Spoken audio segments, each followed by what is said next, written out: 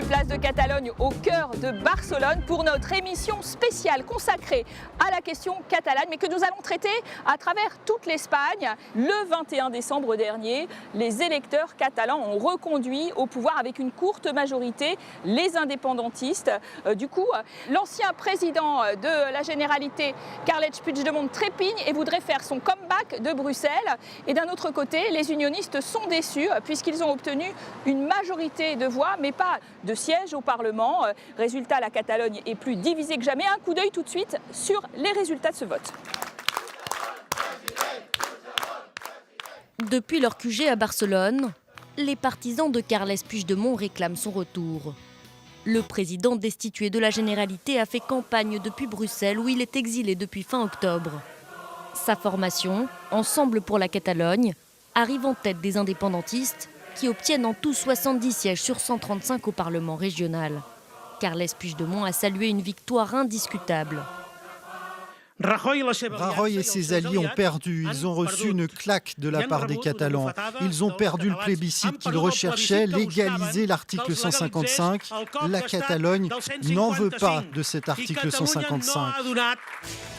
Les Catalans ont toutefois désigné le parti libéral anti-indépendance Ciudadanos comme première force politique. À lui seul, il obtient 37 sièges, soit 3 de plus que la formation de Carles Puigdemont. Pour sa candidate Inés Arrimadas, c'est un signal fort adressé à l'Europe. Aujourd'hui, 1 100 000 courageux ont transmis un message au monde, et pas seulement à la Catalogne. Cela veut dire que les Catalans se sentent catalans, mais aussi espagnols et européens, et nous continuerons ainsi. Au total, les formations unionistes représentent plus de 52% des voix, soit plus que les indépendantistes. Mais la loi électorale catalane prévoit un système de pondération des voix qui avantage les régions rurales, où les indépendantistes sont très implantés, d'où leur victoire en siège. Dans un communiqué, l'Union européenne a fait savoir que les résultats du vote de ce jeudi ne changeraient pas sa position sur la crise catalane.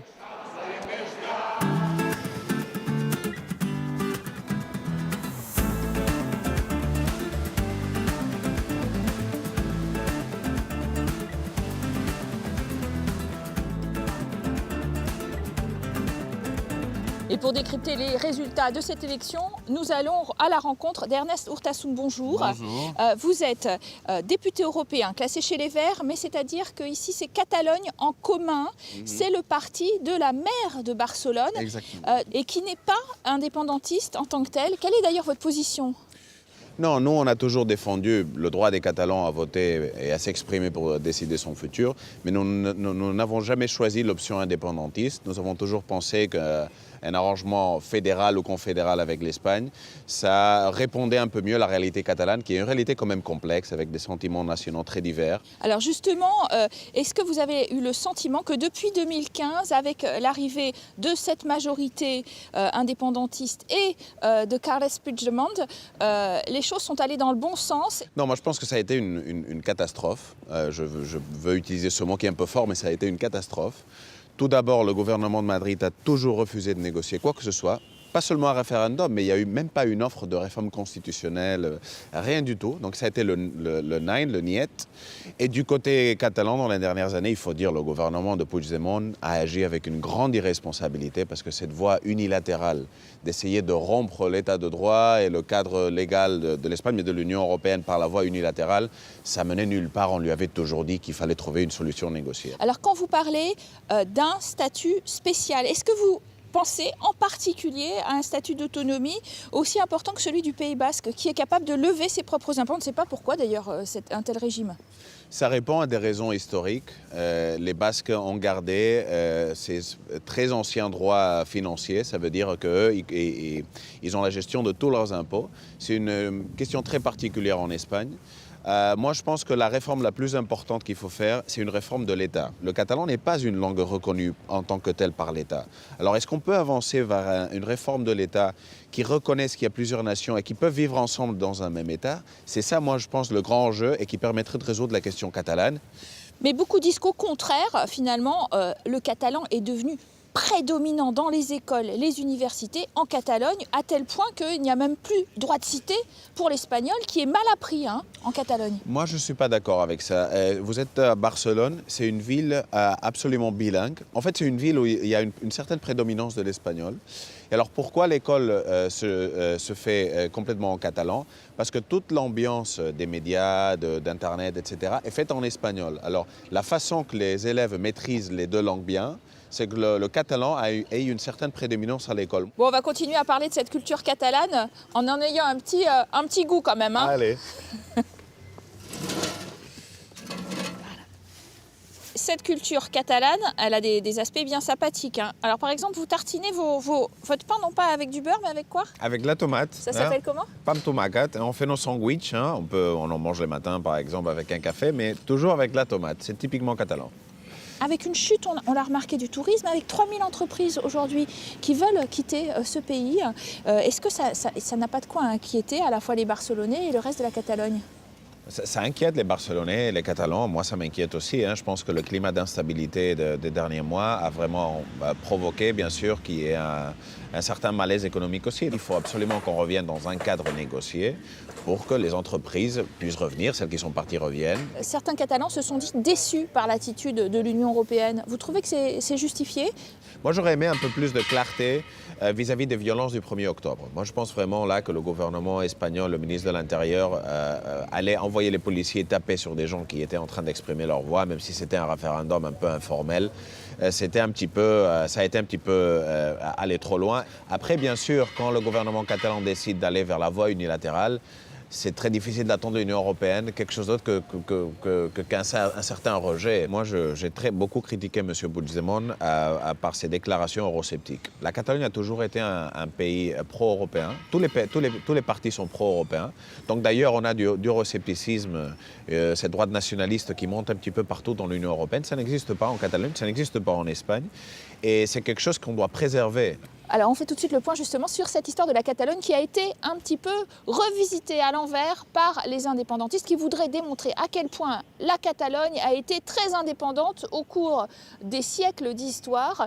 Mais les historiens s'affrontent sur plusieurs points, comme nous le montre tout de suite ce reportage signé Isabelle Romero et Anaïs Guérard. Dans la cour de l'Université de Barcelone, la cause de l'indépendantisme catalan suscite des débats passionnés. Il y a toutes sortes d'organisations politiques qui ont essayé de faire perdurer notre culture, notre identité. Elles ont lutté, tu sais, contre la répression de l'État, comme pendant le franquisme ou la guerre civile. En fait, ce sentiment d'identité nationale a toujours existé. Nous pouvons le faire remonter dès la guerre de succession de 1714. Le 11 septembre, les Catalans célèbrent leur fête nationale, la Diada. Elle commémore la chute de Barcelone en 1714, lors de la guerre de succession d'Espagne. Le roi Philippe V a centralisé le pays et retiré à la Catalogne sa souveraineté régionale. Selon les indépendantistes, c'est le début de l'oppression du peuple catalan. Un point de vue contesté par certains historiens. L'histoire qu'on nous présente dit que la Catalogne n'a jamais été l'Espagne et que l'Espagne, depuis 300 ans, occupe la Catalogne. Mais c'est complètement faux. D'un point de vue historique, cela n'a aucun fondement.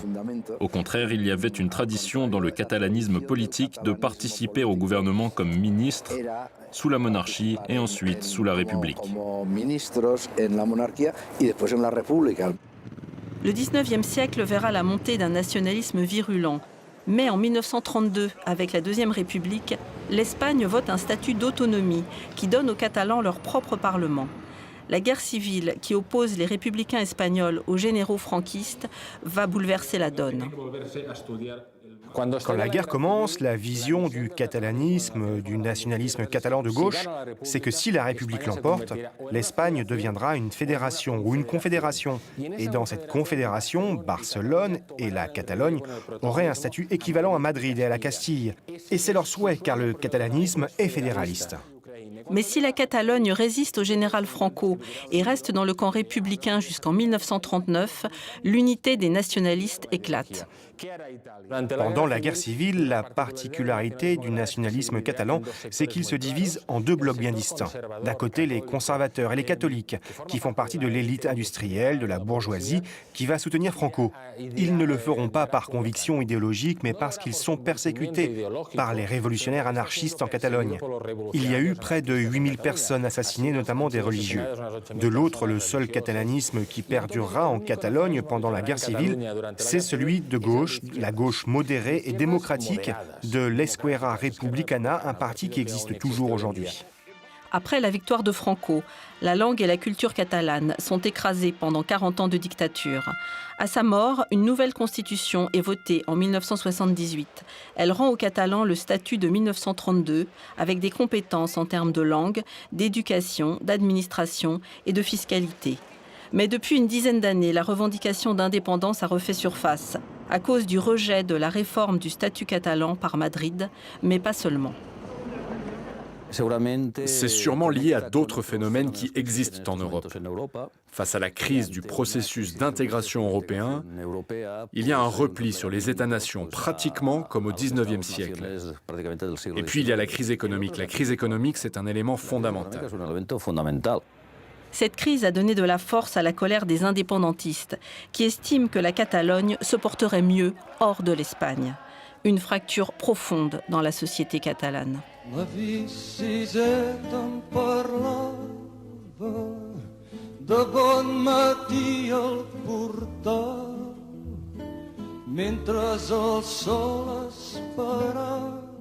Et nous sommes maintenant à 1 heure au nord de Barcelone, à Caldes de Montbui. Une ville de 17 000 habitants dont le maire est Jordi Solé. Bonjour. Bonjour. Vous êtes aussi eurodéputé. Alors votre parti, c'est un parti indépendantiste plutôt à gauche qui était dans la fameuse coalition Ensemble pour le oui. Il y a eu quand même des frictions. Pourquoi ne pas faire campagne ensemble? L'indépendantisme catalan est très transversal aussi du point de vue idéologique. Et si on allait aux élections avec des listes séparées, ça permet de couvrir tout le spectre idéologique. Alors on continue cette discussion dans votre très beau musée des Thermes. D'accord.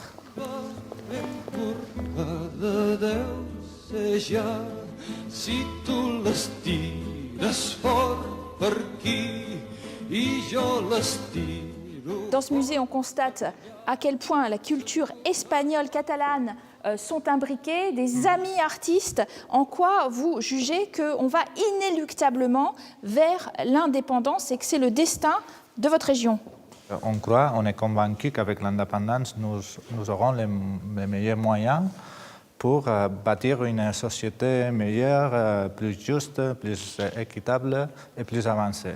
Bien sûr, il y a aussi des arguments de l'identité nationale catalane, de la culture, de la langue propre. Et ces arguments, ils jouent aussi un rôle important. Élection du 21 décembre dernier, est-ce que vous avez une légitimité pour réclamer l'indépendance? Je pense qu'on a toujours la légitimité pour réclamer l'indépendance si on le fait avec une façon pacifique et démocratique. Certains prédisent qu'en cas de rupture non agréée, bien sûr, de divorce terrible, eh bien, il y aurait des véritables pertes économiques pour la Catalogne, la sortie de la zone euro aussi qui serait compliquée. Est-ce que c'est une crainte que vous avez? Je pense que les conséquences économiques de l'indépendance ont été très exagérées pour des raisons d'intérêt politique. L'économie catalane est puissante.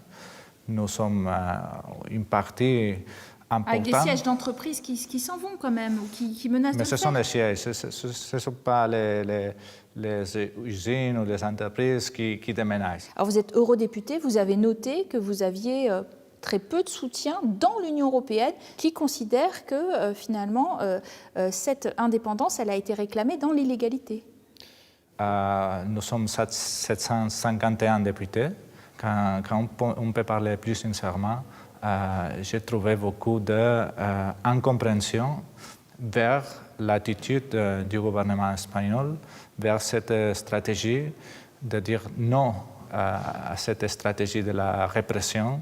Ce n'est pas du tout normal que dans l'Union européenne, à l'année 2017, on a des prisonniers politiques. Certains de vos collègues européens s'inquiètent aussi de ce que cette région riche, on le disait, 20% du PIB espagnol, ne veuille plus finalement de solidarité interrégionale. Pas du tout. La société catalane, c'est une société très solidaire. Nous sommes pour la solidarité entre les personnes, mais aussi entre les territoires. Mais bien sûr, la solidarité ne peut pas amener à une situation qu'on peut regarder comme une situation injuste pour les personnes qui habitent en Catalogne. Si nous pouvons décider d'une façon libre et démocratique notre avenir, il y aura une majorité qui va opter pour l'indépendance. Et dans 5 années, je pense qu'on va être un pays normal de l'Europe. Qui serait re-rentré dans l'Union européenne alors, parce que vous allez en sortir automatiquement. Non, qui ça rester dans l'Union européenne. Ça, c'est plus compliqué. C'est pas dans les traités européens non plus. Mais ce n'est pas non plus dans les traités européens qu'est-ce qu'il passe avec un territoire qui est déjà parti de l'Union européenne et qui décide, dans une façon démocratique, de devenir un État membre. Alors, il faudra trouver une solution politique. Merci à vous de cet entretien. Vous restez en notre compagnie. Nous allons comparer un petit peu ce que nous dit M. Solé avec ce que nous disent d'autres à Madrid dans notre deuxième partie, juste après le journal télévisé.